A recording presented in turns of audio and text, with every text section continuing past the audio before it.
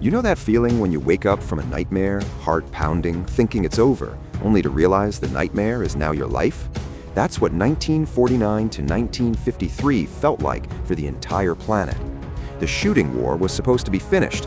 The atomic age was supposed to make another big war impossible. The United Nations was supposed to keep the peace. Instead, the world split in two faster than anyone expected, and the two halves immediately started arming themselves to the teeth. I'm your host, and this is Tailmaster Legends Series. Welcome. And this is not a story of grand strategy or summit meetings. This is the story of ordinary people who had just survived 6 years of total war, only to discover that peace looked a lot like permanent emergency. August 29, 1949, Semipalatinsk test site, Kazakhstan. The Soviet Union detonates its first atomic bomb. Codename First Lightning. Trinity had been 4 years earlier. The American monopoly is over. Truman announces it 2 days later. The next morning, every major newspaper in the West carries the same headline: Russia has the bomb. In Washington, the Joint Chiefs of Staff recommend immediate development of the hydrogen bomb, 1,000 times more powerful than Hiroshima.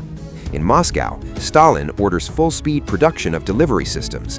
In living rooms across America, families start digging backyard bomb shelters. In Europe, NATO is only 4 months old. 12 nations, no troops yet. The Cold War is no longer a phrase. It is a fact with a countdown. June 25, 1950, 4 a.m. local time. North Korean People's Army crosses the 38th parallel. T-34 tanks, artillery, 135,000 troops. South Korean Army collapses in days. Seoul falls June 28th. Truman calls emergency UN security meeting.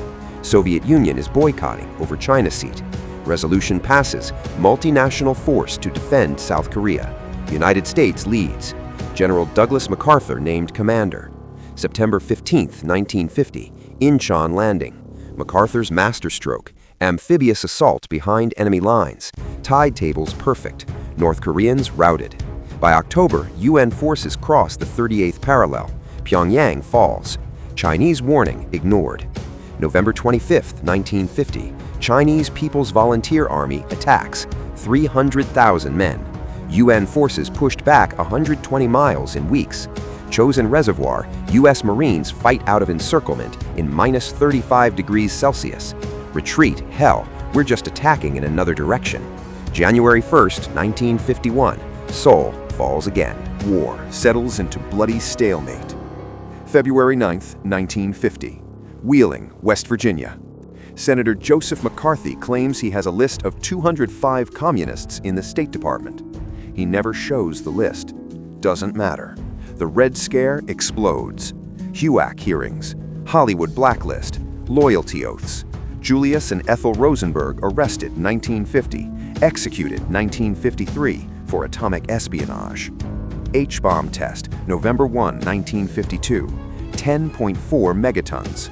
Pacific Atoll vaporized. The world now has weapons that can end civilization. In Korea, armistice talks begin 1951, drag on for 2 years. Soldiers die while diplomats argue over prisoner exchanges. March 5, 1953, Joseph Stalin dies. Massive funeral procession in Moscow. Millions weep, many in terror. Power struggle begins. Khrushchev eventually emerges. June 27, 1953, Korean armistice signed at Panmunjom. No peace treaty, only ceasefire. 38th parallel restored.